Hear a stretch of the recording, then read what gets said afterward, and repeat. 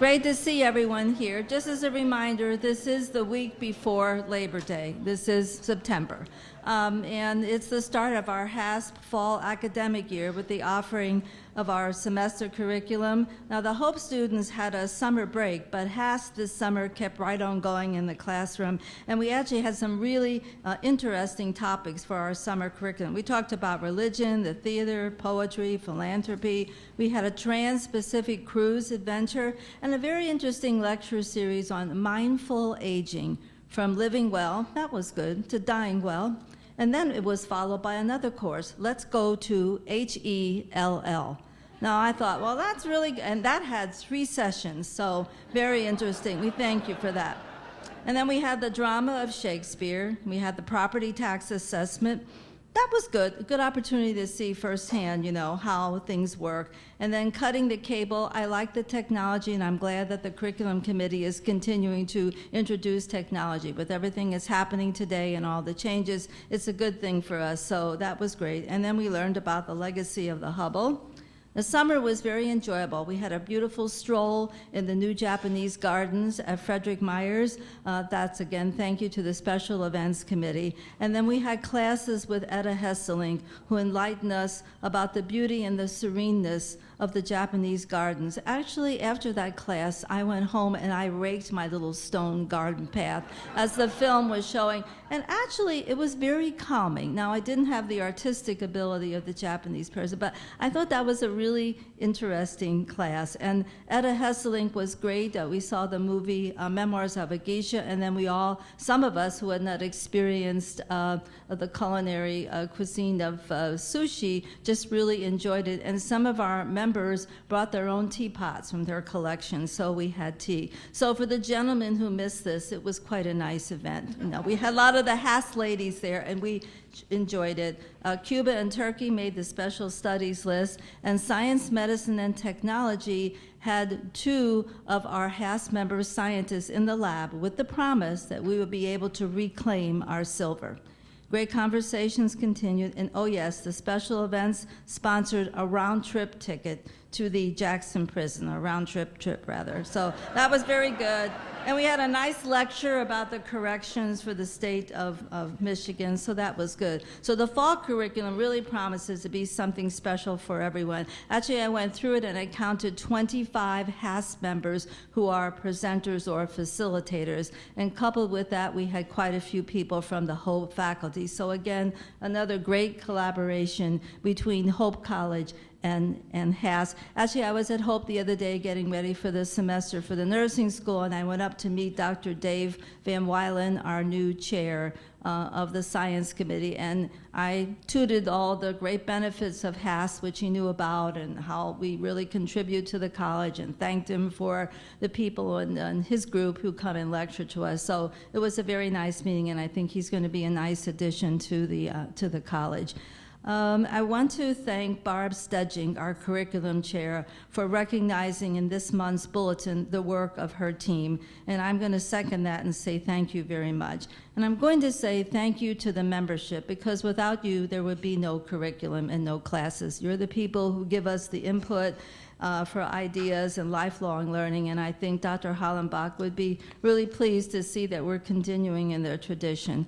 And I'd like to acknowledge one more committee, and that's the Special Events Committee, that they add to our curriculum. I think they add a sense of firsthand visual learning, exploration, and fun, and their advanced planning and coordinating makes for a great HASP experience. And I think it's a very good way to meet new people from HASP, and then also, travel with people you already know. I met several new members by taking a trip, so they do a really good job on that too.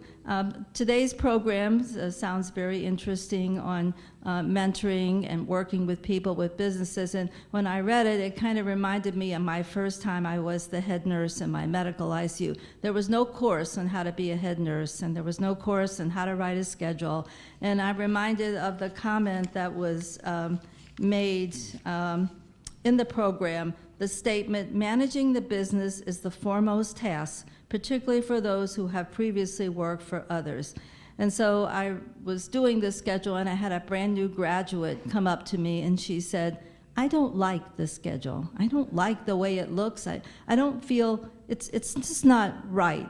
And she said, I have a sister who's a nurse at another hospital, and they write their own schedule. So as a manager, you know, you have to be very careful of what you say, and I politely thanked her for her idea, and I said that I would think about it, but under my breath I thought, well, really, a new grad, and she's telling me how to write the schedule. And it's a daunting task. It's 24 hours a day, 7 days a week, and no one is on autopilot in the hospital. So if you cannot write the schedule, the work cannot progress. So I thought, well, let's give it a try. So I developed this schedule committee, and I put the new graduate in charge. And it took about 6 or 7 months of having a half-completed schedule to a complete one. But I thought about that, and I thought, you know, she mentored me.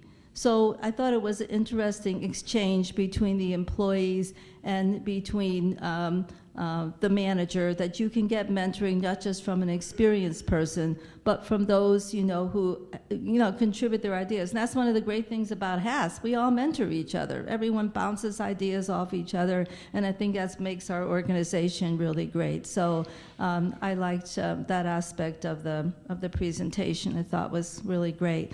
Not to get too long, so we have a good program today. I have one announcement, two announcements. One is from Kim, and she asked that you please, with registration, we have over 200 registrations for the fall curriculum.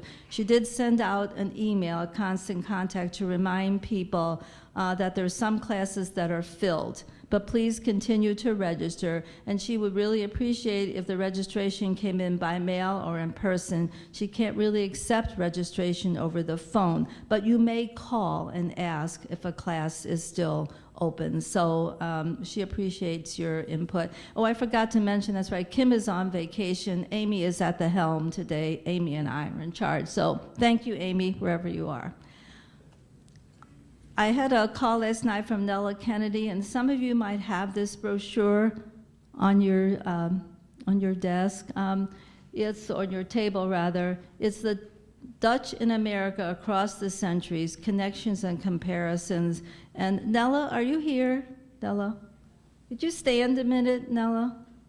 Thank you. And she can tell you more about it, but there's a bus leaving from Grand Rapids going to Albany, and this is a big convention with the Dutch American people, and several of our HASP members are speaking, including Nella, and there's several seats still left on the bus. So if anyone is interested, I guess there's going to be a tour of Albany where some of the Dutch settled, and then this big conference, but Nella can tell you more about it. So if you're interested, you can speak with her. So today we have several guests and members, and I'm going to ask Betty Voskel, our chair of membership, to introduce them. Thanks.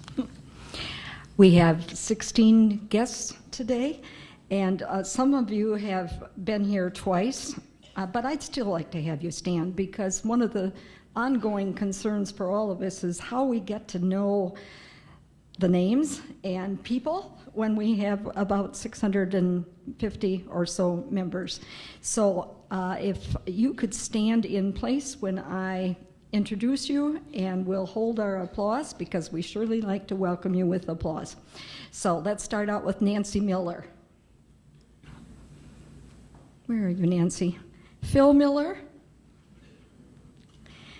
Joyce Cortman. Ah, great. There you are, Joyce.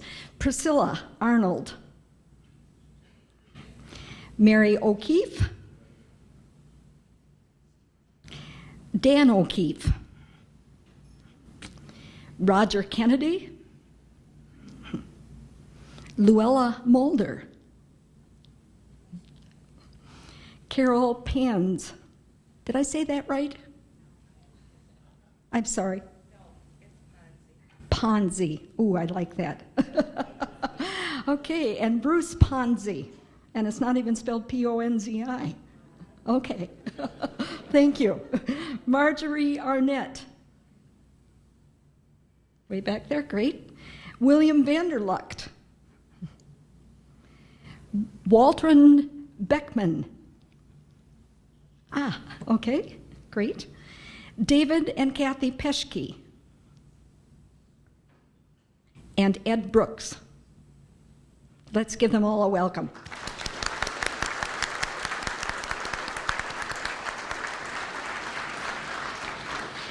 And then we move on to our 8 new members that we have today. And I'm going to ask you to come all the way, you're up here in the front, to come up here. When I introduce you, mentors, you can stay in place, okay? Hopefully we know you. But if I could have the new members come up so that we can get to see your faces. Tom Anthrop.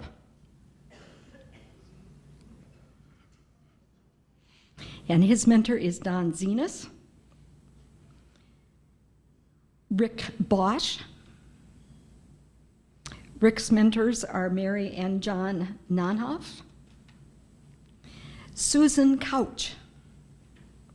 Susan's mentor is Ann Worthington. Maxine DeBrine. Her mentor is Audrey Blumendahl.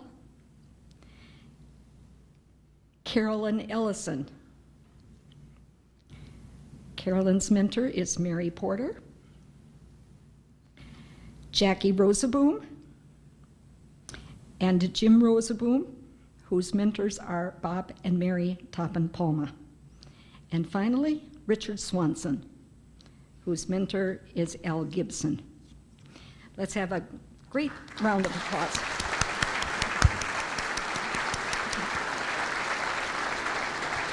Thank you. Thank you, Betty, and welcome everyone. And again, thank you to HASP for bringing us some new members, and I'm sure they'll enjoy the program and the organization as much as we all do. At this time, I'd like to ask Peter Dee, the chair of our program committee, to introduce our speakers for today's program.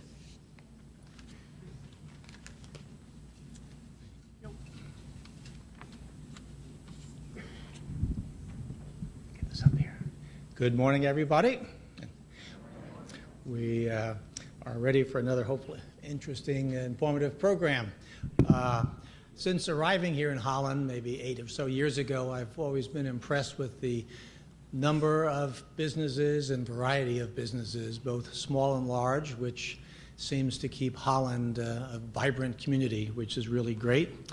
So I was happy when 2 of our HASP members, Larry Lynn and Don Cowie, suggested to our program committee a few months ago that we consider bringing in Jack Ribbens from SCORE, business mentoring organization, to HASP to let the community know all about their programs. So after further discussions, we decided to add the Grand Angels, another organization that helps small businesses become further established. So we did that, and so today, in terms of true Dutch frugalness, we have 2 programs for the price of 1, which should make us all happy. We'll have roughly 20 minutes of each program, and then we'll do a combined Q&A at the end.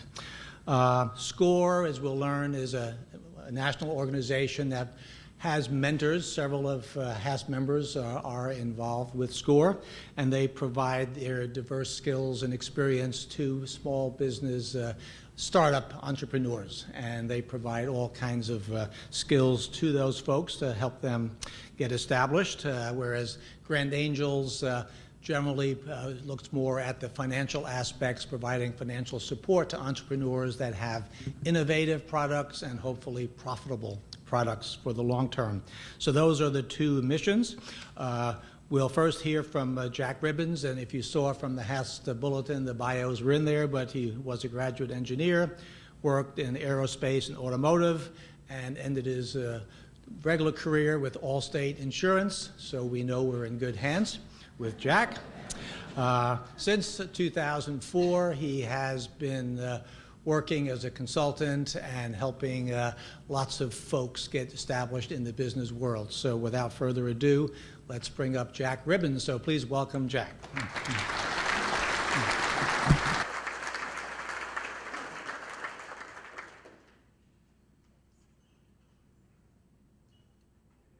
Me? Thank you. Good morning, and thank you for coming. We're going to talk a little bit about SCORE, and it's the the acronym SCORE used to stand for Service Corps of Retired Executives. And that's how it got started 50 years ago, with a group of retired executives wanted to form a group to help other people start businesses, and to not just starting the business, but stay with them for a long time, to help them with all the problems they might run across in all the years they're going to be working it. So really the name now is just the SCORE Association. So, and it's affiliated with the Small Business Administration, and there are about, I think, 11 or 12,000 volunteers. There's a paid staff in the Washington, D.C. area, but everything else is volunteers, and all of our services are free and confidential. So there's roughly 300 local chapters, and they're grouped into different districts and regions, like any good organization. Typically, local chapters meet with clients mostly face-to-face, at least the first time, because it helps explain how the process, particularly the process of business planning, should be done. And once they understand the process of how to start and run a business, they can apply it to really any service or product around, because the process stays the same. In the future, SCORE's long-term plan is to have email marketing, mentoring, which means you don't have to meet with a client face-to-face. You can deal strictly by email or by phone, but that is a future plan. It's being implemented now. So overall, the chapter organization, you have a chair, which I'm fulfilling that function here in Holland. You have a vice chair that handles other, besides just learning how to be a chair if they want to, or running the different committees. The secretary and treasurer, the usual things in a committee to keep track of the housekeeping and financials. So typically, SCORE, and again, it's open to anyone that wants to either start a new business or improve an existing one. So, we start out, we try to, and we're going to get into the process a little bit, but the typical group of questions that we ask would be the same questions that a bank would ask. In other words, how much money do you need? What are you going to do with it, and how are you going to pay it back? And that's really the three main issues they're concerned with. But to answer those questions, you've got to know quite a bit about the business, and we'll get into the details of that. And the main sections are marketing, operations, and the financial side. So marketing is how big the market is and where it is and all that. Operations, who's going to do what in the business. So if you're all by yourself, you're going to do everything. And then the financial requirements are, can you make enough money to pay your bills? In other words, just to break even or to make a profit and grow the business. But we always try to follow up with the details on the main goal is to learn how to manage the business. Because quite often we have people that come to us that have a skill set that they've been using working for someone else, or they've been doing it as a hobby or a craft, and trying to put that into effect as a business to try and sell a product or a service, at the right price and make a profit. Learning how to manage the business, keeping track of the money coming and going, the cash flow, and planning on where the business is going. In other words, if you started in your spare room in your basement or garage, maybe at some point you move it to like Lakeshore Advantage in Zealand has an incubator type of thing where you can rent office space very reasonably and have some services available to help you. And then later, as you get moved to what they call getting ready for prime time, meaning you go into your own business, you find a building that you rent or buy or whatever. You get into all those issues of the real estate side, where is a good location, all the traffic and those kinds of issues. So the methodology we use is summarized in the word SLATE. So these are the 5 main things that we concentrate on. The first one being stop and listen. I mean, stop and reserve judgment. Don't prejudge anyone based on whatever the criteria is. Just keep an open mind.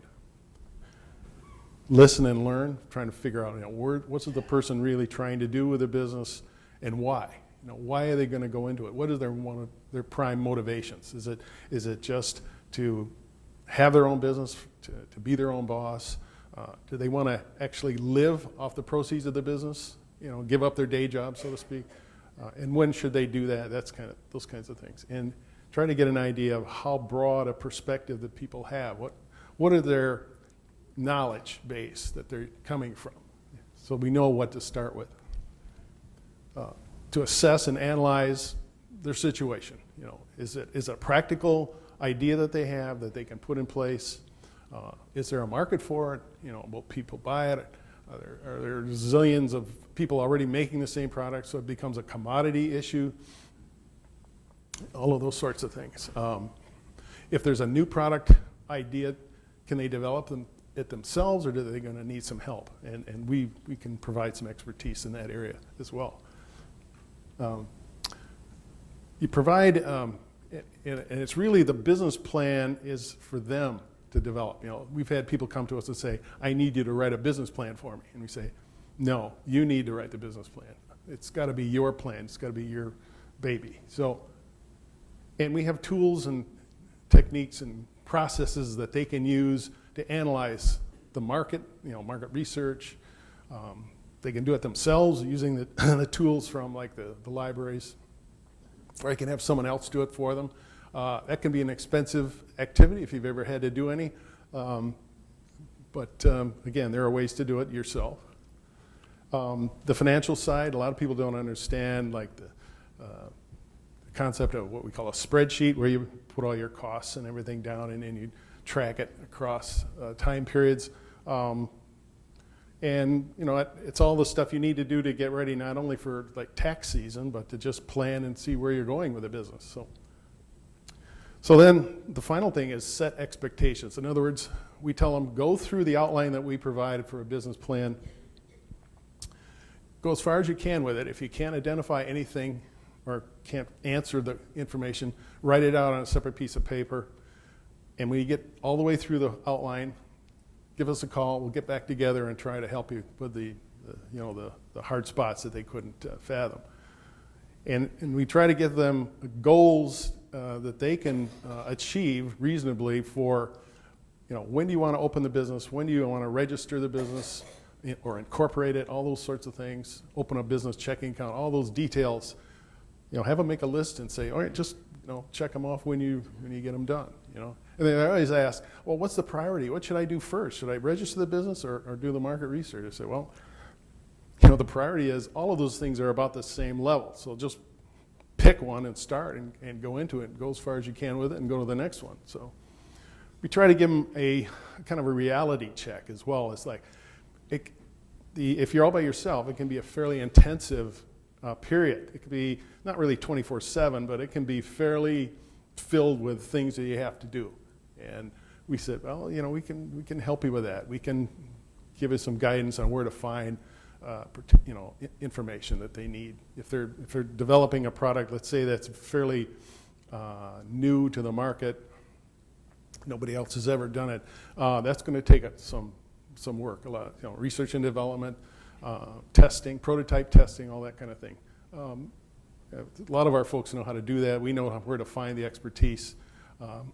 Some that they may have to pay for. So they need to have an idea of how much money they're going to need to get this thing going. And that's the biggest challenge of all is, where am I going to find the money to do this?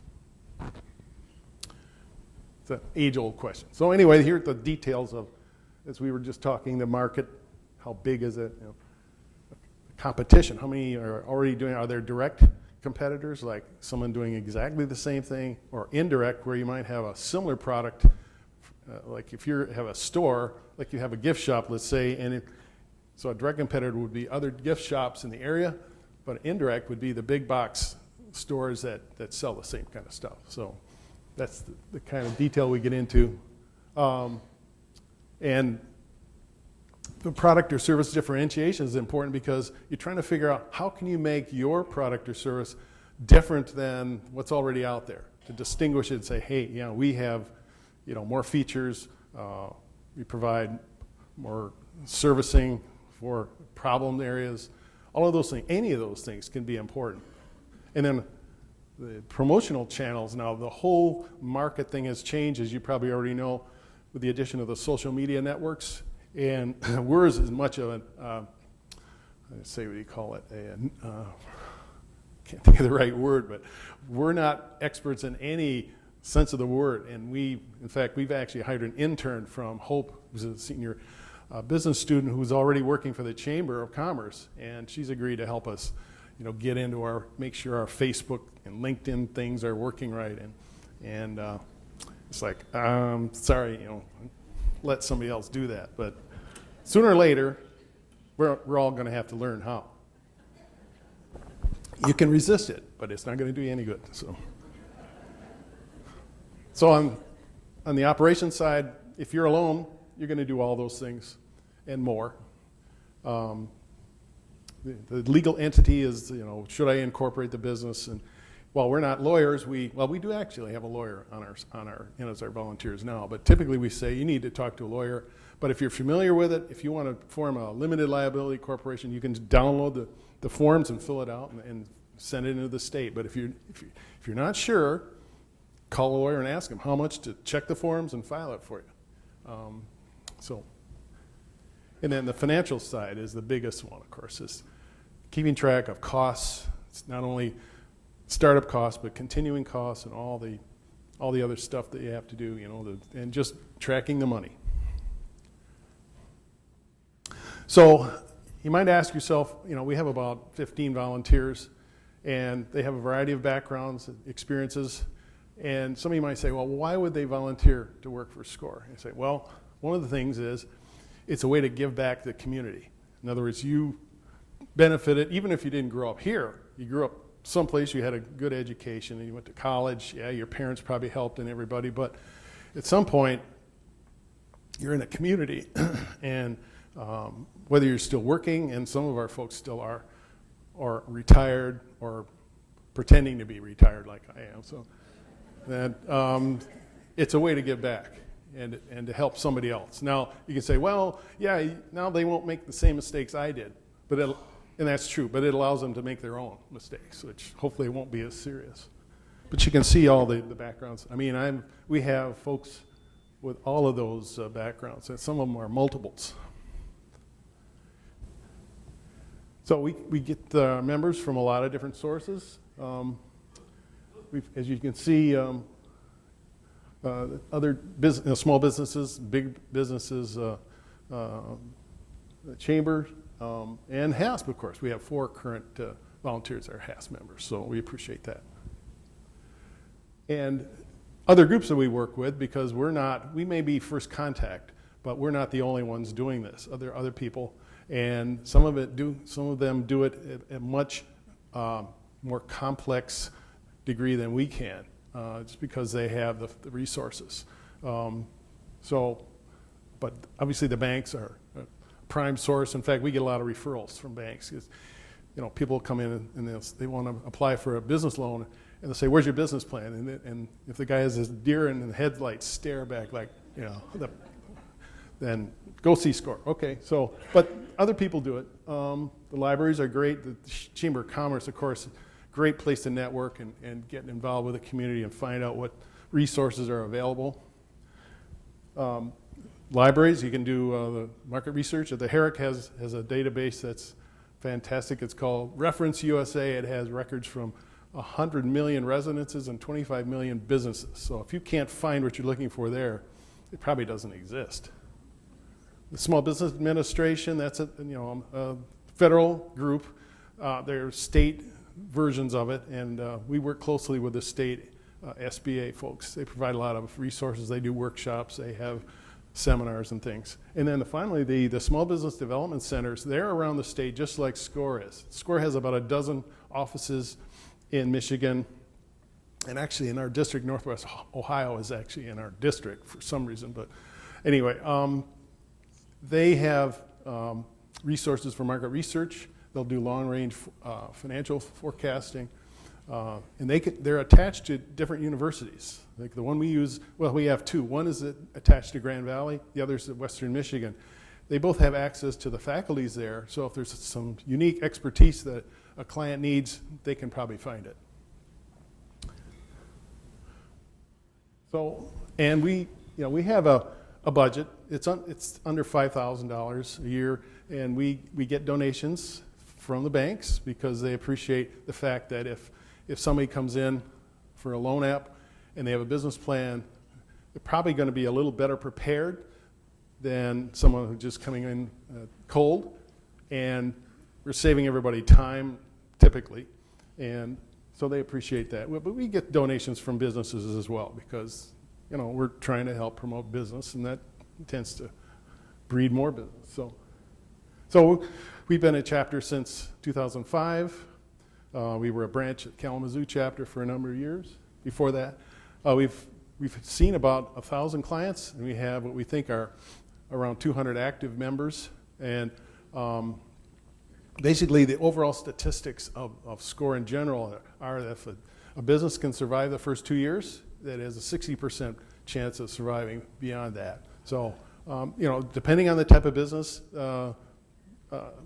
early startups have some failure rates. There can be some alarming at some kinds, depending on the type of business. But there's plenty that have made it and are doing very well. And we do workshops at the Herrick besides having counseling there. And so those are some of the topics, the basic stuff: financial requirements, starting a business, legal issues. Social media marketing is big, I tell you. It's huge. So here are the typical characteristics of somebody that probably will have a successful business, or at least get it up and running at a reasonable time. Innovative and energetic, hardworking, and it can be intense. Willing to accept recommendations and listen to people, and never give up. Now, what we find is a lot of people just starting out, even if they work for someone else, they don't know what they don't know. So we have to be very careful in trying to bring out what they do know and see where we can go from there. And fear of making mistakes, not having a mentor, and not having a plan. And all of those things we can address with the activities that we do: a business plan and a follow-up, a long-term relationship, and then a strategy to help them. Basically say, hey, whenever you have a question, send us an email or phone call or set up a meeting. And so we counsel at the Chamber of Commerce on alternate Thursday mornings, and as we have been for a long time since we were here. But now with the Herrick Library on alternate Monday evenings, it's opened up a wider scope for people that want counseling, because as you know, the chamber isn't open in the evening, and a lot of folks just can't get away during the day to come to sessions. So yeah, I'm done.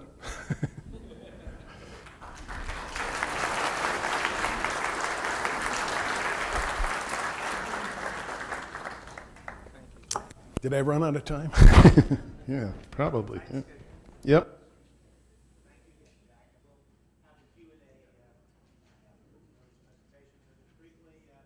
Vanderbilt is president of the Grand Angels organization, sort of a venture capital sort of financial support fund. Hopefully you saw in her bio, she's on several venture capital types of boards, and amazingly she's also on Fuller Seminary's board. She chairs the board for Priority Health, a Michigan insurance company, and very recently Governor Snyder appointed her to a 4-year term on the Michigan Strategic Fund.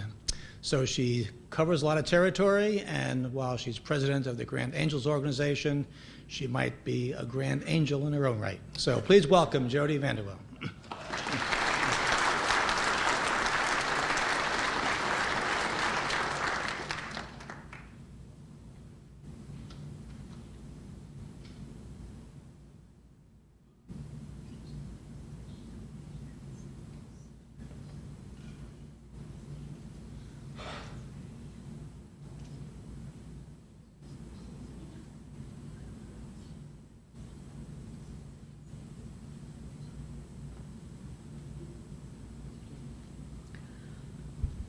Good morning. Can you all hear me?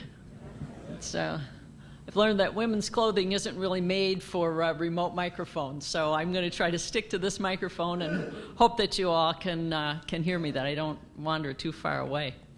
It's a delight to be here this morning and to have the opportunity to tell you a little bit about angel investing and how Grand Angels helps developing companies in West Michigan. My remarks are going to cover 4 questions. What is angel investing? Who are angel investors? What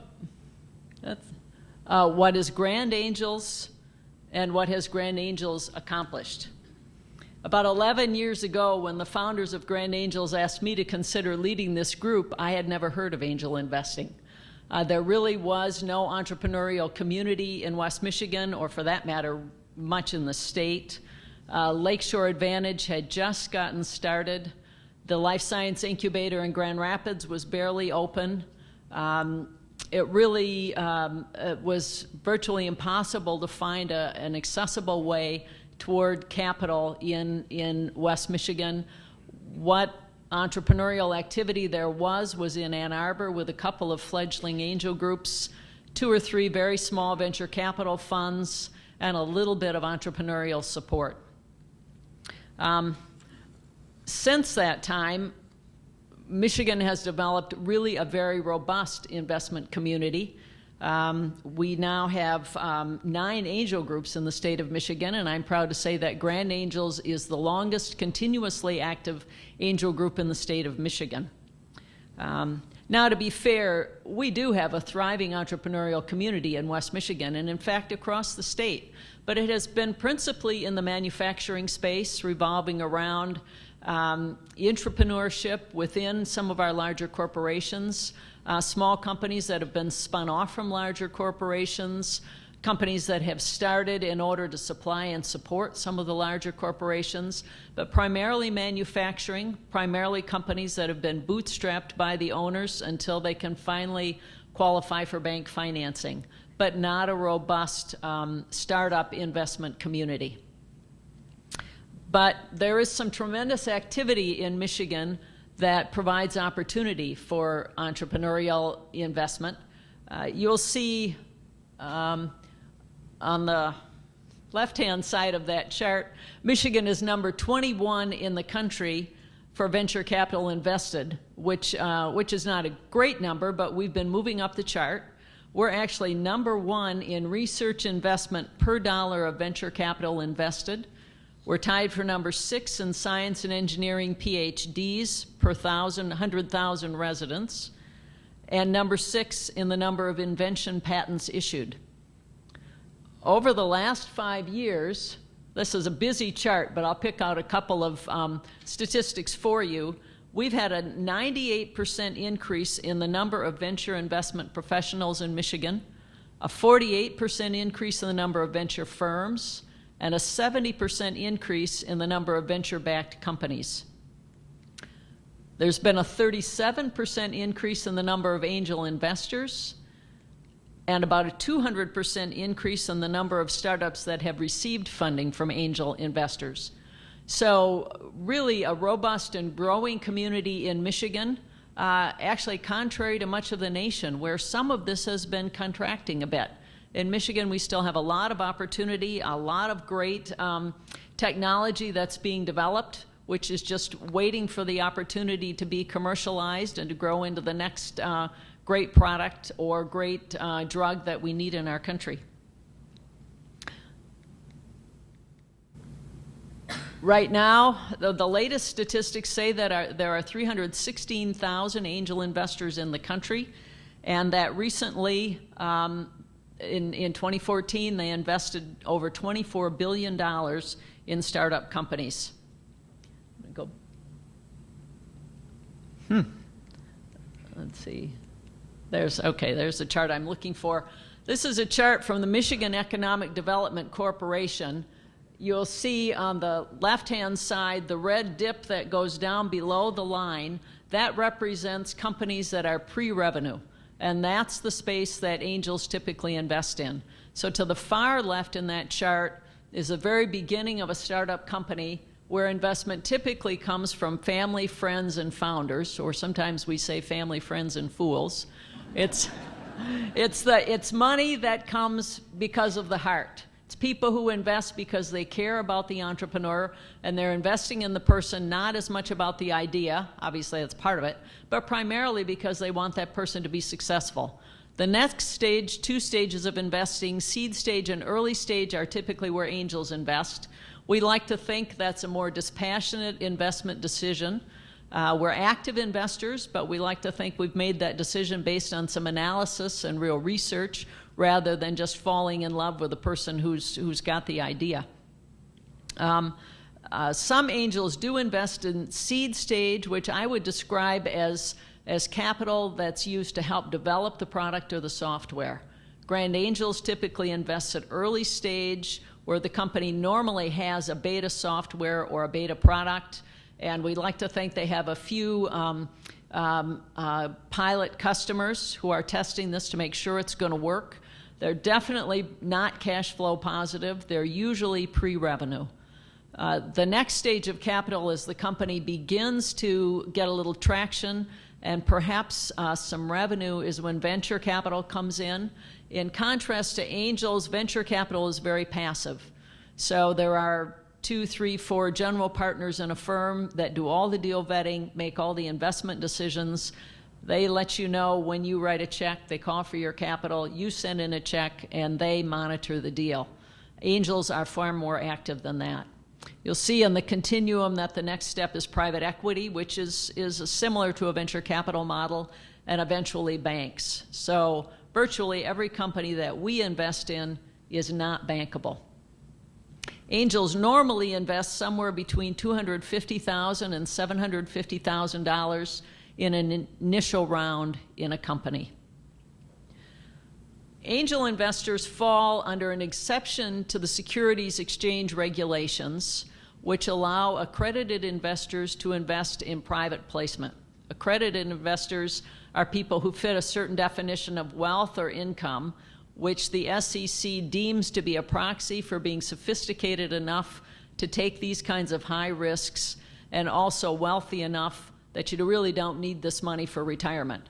So when you write a check in an angel deal, you assume you've just said goodbye to that money. That's the best way to think about it. And if you get a return, that's great. Many angels actually invest alone, but it's a time-consuming process. It's difficult. It's expensive. Consequently, doing this as a team sport allows people to share their expertise, standardize processes, encourage deal flow, choose the best deals, and have fun in the process. Grand Angels is a membership organization founded in 2004 by 7 people. They invested in their first deal in August of 2004. I joined them in February of 2005. We currently have 42 investors and will invest anywhere in Michigan. Our mission is to invest our financial, intellectual, and networking capital to foster the success of growing companies, enhance the economic development of West Michigan, and attract and retain creative talent. To put it another way, we try to remove the barriers to entrepreneurial success. And several critical barriers are lack of capital, lack of networks, and lack of experience. So we invest capital, we mentor entrepreneurs, and we connect them to our members' networks. Angel investing is not passive. Our members all make their own investment decisions. So we have a common deal sourcing and deal vetting process, a common due diligence process. We have one term sheet, but everybody makes up their own mind whether they're going to write a check in a particular deal that we bring forward to the group. Our members serve on the boards of our portfolio companies. They want to share what they have learned and to leave our communities even better places to live and work than they are now. Our mission will only be achieved if we make good investment decisions. Nationally, 10 to 20% of angel deals are successful, or in baseball terms, bring home runs. 30 to 40% will be singles or doubles, and the rest will fail. So on 10% of our deals, we have to make the return for 100% of our investments. So angel investing is not for the faint of heart. Our goal is to invest in people who develop innovative solutions to real problems, solutions that people will pay for, solutions that have a distinct competitive advantage, solutions that ultimately will result in a good product for the customers, a nice exit for the investors, and will create wealth that can be reinvested in our region to develop further businesses and create more jobs. Grand Angels has invested nearly $19 million in 34 companies. We have 23 companies in our portfolio now, and we've had 11 exits, 2 home runs, 1 single, and we've written off 8 companies. We just had our first initial public offering, which was pretty exciting, and we hope this will be another home run, although in typical venture process, we have a 6-month lockup, so nobody may sell their shares in this company until 6 months after the date at which it went public. It's a very interesting company. It's a drug discovery company. As far as we know, it's the only drug discovery company in the world so far that has figured out how to get drug into DNA. So it's a cancer treatment, and what you want to do, ideally, is get interference at the DNA level to avoid replicating the RNA, which then begins to generate the cancer.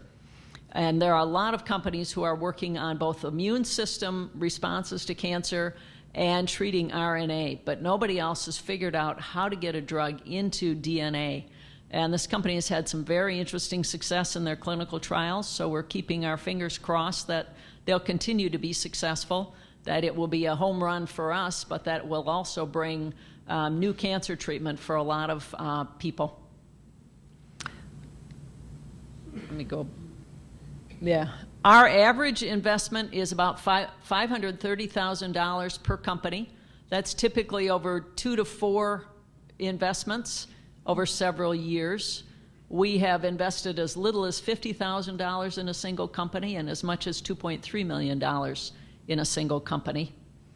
About 1/3 of our investments are in life science, 1/3 in technology, and 1/3 in a whole variety of other business sectors. We believe we are a crucial part of business development in West Michigan. We are also grateful to benefit from being in a region with entrepreneurial spirit that is a source of willing and wise investors, that encourages collaboration among the many organizations and businesses that reside in West Michigan. If you're interested in learning more about Grand Angels because you'd like to be an investor or because you know someone who is starting up a business, please get in touch with us. We are always looking for good deal opportunities. We're looking for more people, like-minded people who'd like to invest in us. Our website is grandangels.org. Thank you very much.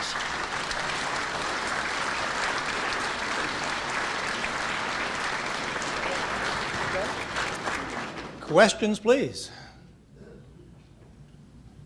Here's one. Good job. Do you ever work with college seniors? We have, yes. We've worked with seniors that maybe they weren't all seniors either, but we've made presentations at some of the Hope. They have a seminar series. We've worked with Davenport students as well as Grand Valley students who had senior projects to start a business and find out how to make it work. There's one in the back. Amy, you getting that one? Well, she's heading back there. I'll say that we actually have 6 or 7 colleges that sponsor Grand Angels, and we invite the college students to come to our meetings and to begin to see how this all works. My question has to do with how you make the first cut and how you would choose whether to say yes or no, right immediately. I watch Shark Tank so I have sort of that image in my mind, and I wondered how you go about making those difficult decisions. We actually quickly say no to at least 3/4 of the applications we get because they don't fit our criteria. They're either consumer products, which we don't invest in, or what we would call lifestyle businesses, entrepreneurs who really want to run that business for an income for their careers and don't want an exit.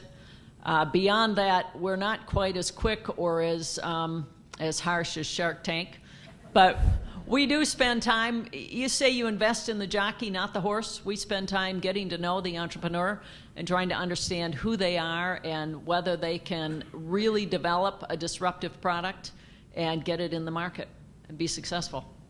So, Jack, how important when you talk to someone about a business is the location? In the past, you've gone to some shops, you enjoy them, you like them, and then it just doesn't seem that they have the business, and you've often thought, for instance, in Holland, if you're not on 8th Street, right in the main hub. Is that really something that really affects the business?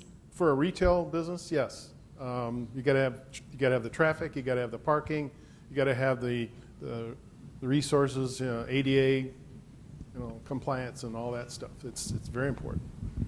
And we always encourage people who are trying to do that is to talk to a commercial real estate person, and they should be able to direct them to, there are always properties available, but to check out several, make sure the leases are up to date and there's no clauses that they can't deal with. So, yeah, we cover that pretty carefully. Similar question that we asked Jody, Jack, do you ever discourage people saying, are you out of your mind, or do you leave that up to them to figure out? Typically, no. We do tell them if there's a particular thing that we're just not sure about in our own minds. We say, well, you really need to go back and rethink this. One occasion we had was a person that wanted to start a particular kind of restaurant here in the area, and because of the menu he had, he didn't think that any other restaurant was a competitor. And we said, I'm afraid they're all competitors, really, at least the ones that are within, say, a square mile of, and he was going to be on a busy street on the north side, and where there's, 50 restaurants just along there. And we tried to tell him, if somebody's coming home from work and they're going to pick up something for dinner, and because your recipes take twice as long to prepare as the typical one, they got people backed out on the street waiting to get in the drive-in or something. Guess what? They're gonna keep on going, probably. So you need to rethink that. Your whole approach may not really work.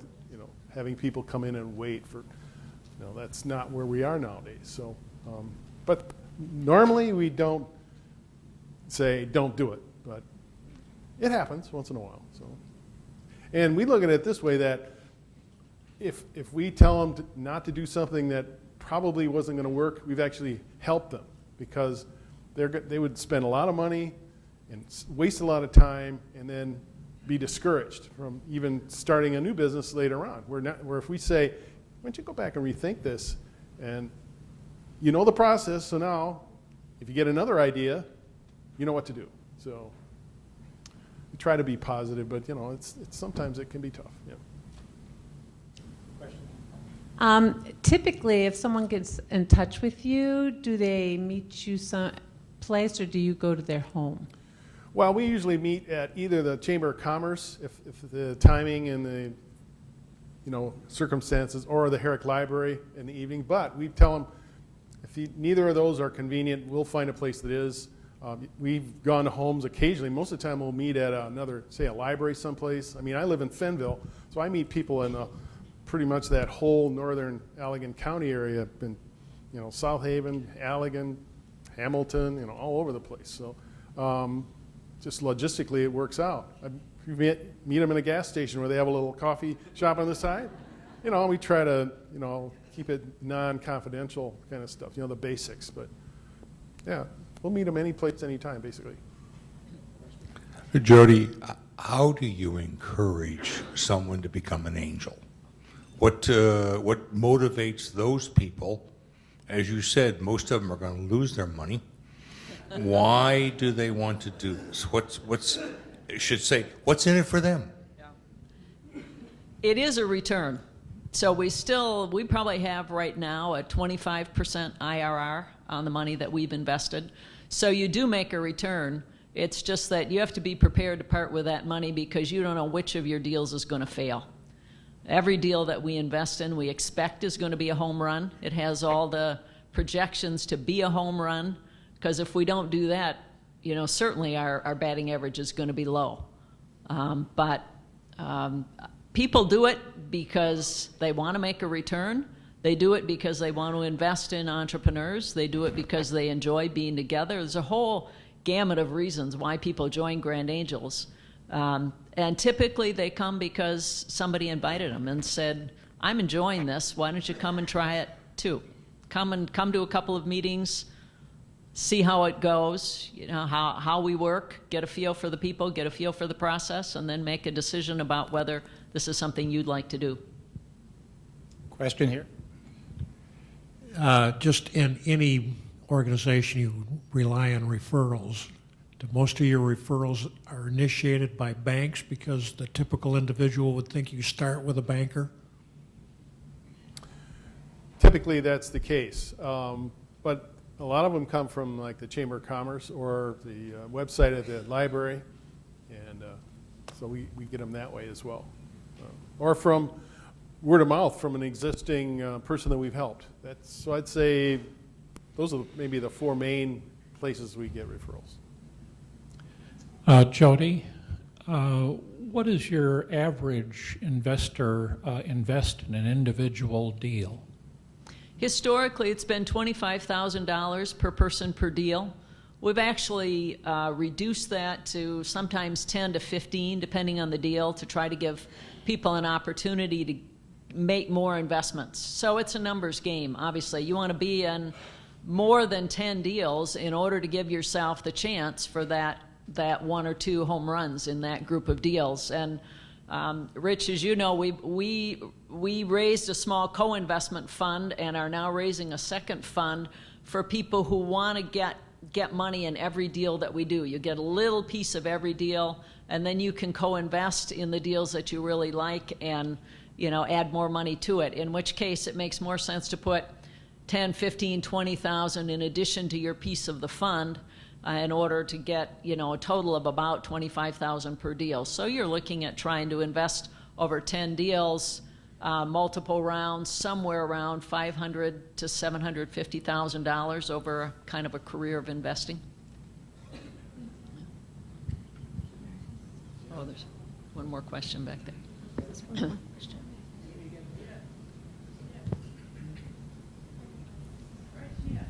Have you ever considered the Grand Angels for a not-for-profit? No. Well, yes, we did look at it, but we don't qualify for that. Oh, shucks. Yeah. Good try. Good try.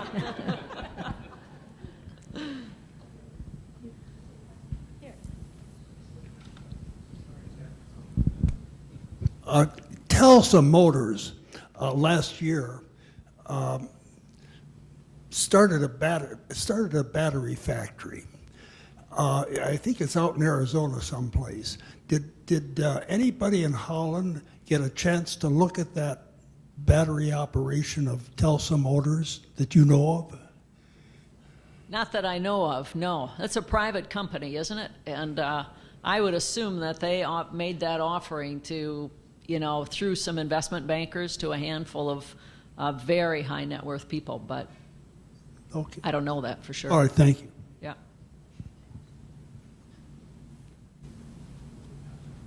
Okay. Thank you, Jack, Jody. Maybe we could get a little group together at a lower level and look at them at Grand Angels, and for your mentoring skills. Thank you. Thank you. See you all in October. Have a great Labor Day. It looks like the weather's going to hold up. And thanks for coming, and thank you, new members and guests today, too. Thank you.